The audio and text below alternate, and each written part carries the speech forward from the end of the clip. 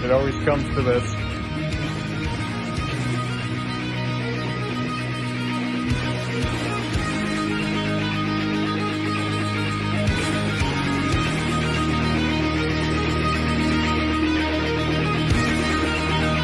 More nice shit.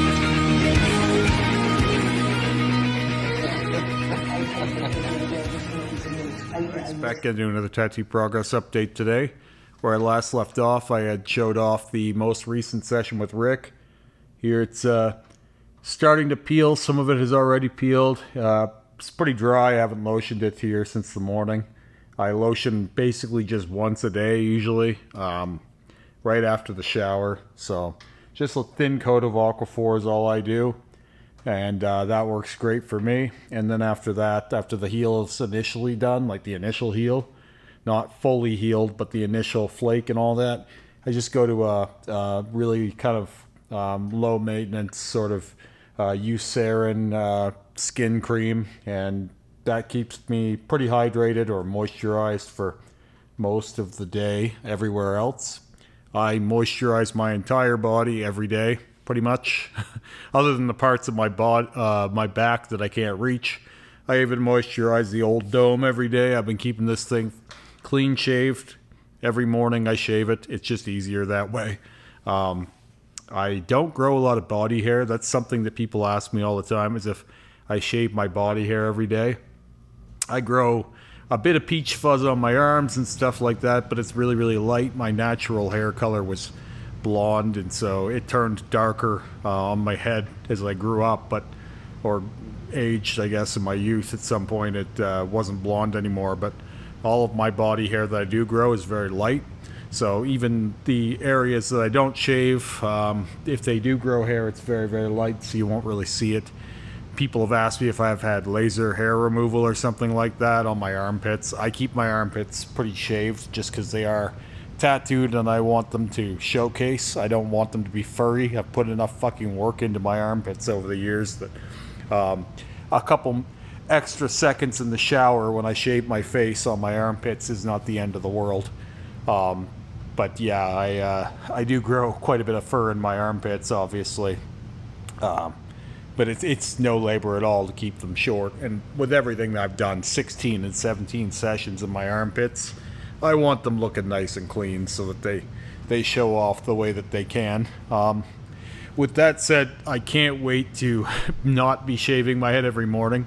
But I absolutely hate the look of like peach fuzz hair, or like the shaved but not fully bald. That is not my favorite look. So, well, it's my least favorite look for me personally. No shade at all to anyone that wears that haircut, but for me it just looks like I've been lazy or something. I don't know. I really like having it nice and clean shaved. With that said, I have another session planned on my head next week, and the more I thought about this, the more I think I can split that final session into two half-day sessions instead of one big one. I don't need to show off. I had a big 6-hour session on my head already, and truth be told, I think there's probably about 6 hours left to do. So we'll probably do it in 2-3 hour sessions and just make it a little bit more manageable. I'm not really in a huge rush anyway. I enjoy being tattooed, so it's I can do it over 2. What needs to be done there still is the thorns are the worst of it. They need a full second pass of yellow, and as I've told you guys, covering black is easier than covering white, and you can see that some of the white that we're in the thorns, because this is all done over black, some of that white that's in there basically just said fuck you to the yellow altogether. And I knew that they looked more yellow initially after being covered, after covering the white with yellow, but I knew that over the course of a few months they would pale out even more. So you could see that's pretty white still. So, and especially on the head, I find the head takes color fairly poorly as it is. And then being that that's white, the white does pale out color that's put into it quite a bit. So the parts of it that were black actually took the color better than the parts that were white. This is again an argument not to do white before color unless you just happened to, like I did, want the white and black on black look and then later end up changing it to color. The faster route is to just go in with the color you want straight over the black without first lightening it. People think that putting the white in there, now you're covering a lighter surface, that it should intuit that the color would go in brighter. But what actually happens is the color goes in paler. The white takes some of the edge off the color. This has been my experience. So it does still work, it just pales the color out. A good example would be a orange might go in a bit yellow, or a red might go in a bit pink. It just takes the edge off or mutes the color a little bit. Now that doesn't mean you can't do it, because again, all of this was white, and same here, these are only done once, but it just means that you're adding a further layer of competition or dilution to the process, and you may need a little bit more time in the oven with color over white on black than you would color straight on black, which I know goes against what you would think. With that said, I also need to do just a little bit more red in some spots. Now this has been, what has it been, 6 weeks now since we did this, so nice and settled by next week. We'll do the second pass or whatever of the bright red over the dark red we had here in a few spots, and then we're going to be doing the rest of the red around the head here on the back. Hasn't been done in bright red, it's all still dark red base. And then I want to do spider web layering like we have over the rest of the red everywhere else. So that'll be it for the top of the head. There may be a few touch-ups on the bat, but he's done very well, so probably not much. And then in the second session after that, I want to do the back of the head rows that we have there. And in addition to that, we'll hit these for the second time. So both the back of the head rows and the full face or the face roses here have only been done once with color over white and black on black, so they need a second pass, and I think they'll both be pretty good. The back of the head rose will receive water drops much like the rest of the roses, but there really is no fucking space for water drops on the ones on my face, so that'll be enough just doing the second pass, and they may receive a third pass down the road, but that will take 5 minutes. So, and they're also more accessible all the time than the roses on my head, being that I do plan on growing my hair in all around. The next time I plan on trying to grow in my hair. I say trying because I've done this before. Having head tattoos, it's always a temptation to at least see some of them on a daily basis. But I do want to try and have a full head of hair for the first time in 20 years with no side shave or anything like that. We'll see how that goes. It's a constant temptation to be bald, but when I am bald, I find I miss my hair too. So I know some people prefer the bald look, some people hate it. I'm kind of torn on the in between both, and I do have a decent shaped head. I don't think I have the best shaped head or anything like that, but I don't have a big fucking dent in it anywhere or anything like that. So it does wear decently well on me. I think it makes me look a little older and maybe a little meaner, but hair softens me a little bit for whatever that's worth. With that said, that'll be next week. I also have another session coming up with Rick. We're going to be tackling the head of the Cthulhu. We're going to be bringing it up to speed with the new color palette.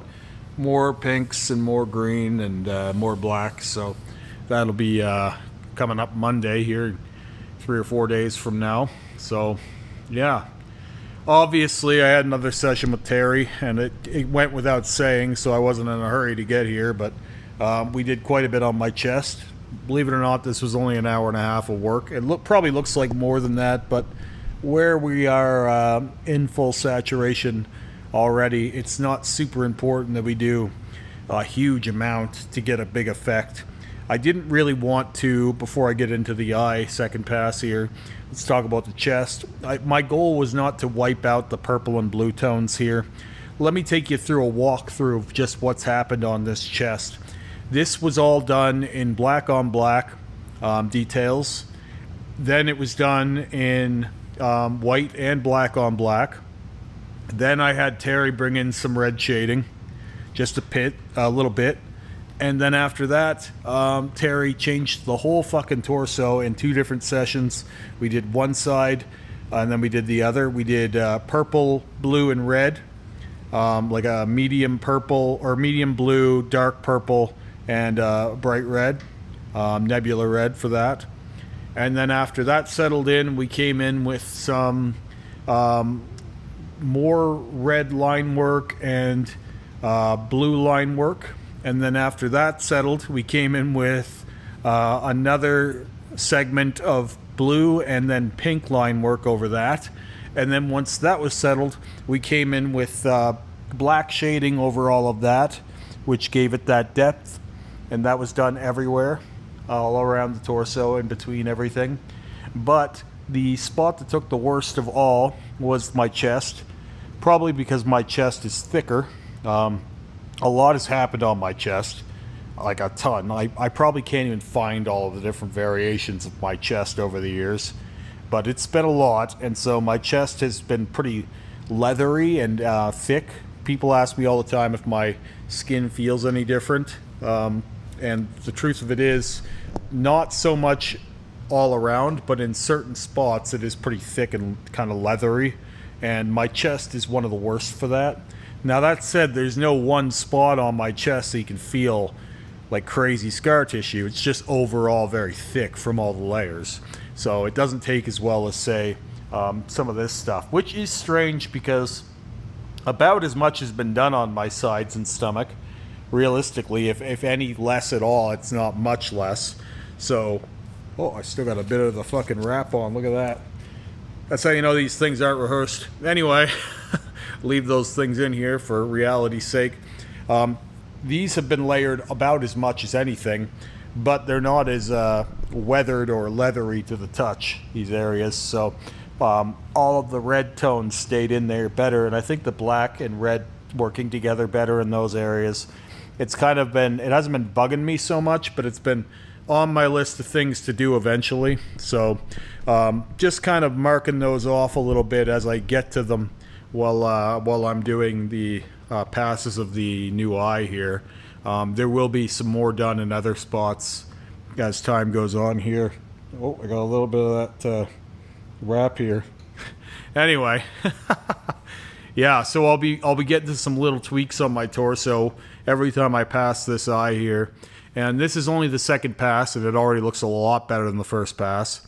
Again, this was done over top of 6-week-old blackout the first time, and it's already looking really good on the, this is 4 weeks after the first pass, so this is 10 weeks post-blackout. I'll tell you guys as I get there, just because there are some people who want to black out expressly to cover these things with color or white and black on black, so this can be a useful project to watch if you're one of those people, even though there are a lot of people, as I went over in my last video, who they black out their tattoos and then end up liking the blackout more than they thought, and then they stay with it for quite a while. This is 10 weeks post-blackout that we have this level of vibrancy. Now again, this is fresh and it will heal back quite a bit, but it will stay better than it did the first time, and that will be the case with subsequent passes that we'll be doing every 4 to 5 weeks probably. So this will get better and better. And this flat black perimeter here, that will be detailed out as well. I have a vision for it that is not too dissimilar from the bigger eye down here, my solar plexus area. So this will get a more powdery kind of spacey background once we have the more solid focused part of it established. So even though it looks pretty flat at the moment, I already think it looks better than it did, and it will only look better as time goes on from here. So if this settles in much brighter than what we have down here, I will go through and add some more red and black in some places, but that'll be probably an hour's work. I just want to see how it levels out and mixes with the undertones there before I decide to do that. Terry would have been game to do it today, but I don't want to do it if it heals back the way I think it will. Important to note here, it looks like one red used, but it's actually nebula red and flaming pink. So some of this red, even though it looks the same when it heals, it may be tonally just a bit different in places. And this is strictly science for me, seeing if those colors are as different as I think they are. This is flaming pink over here.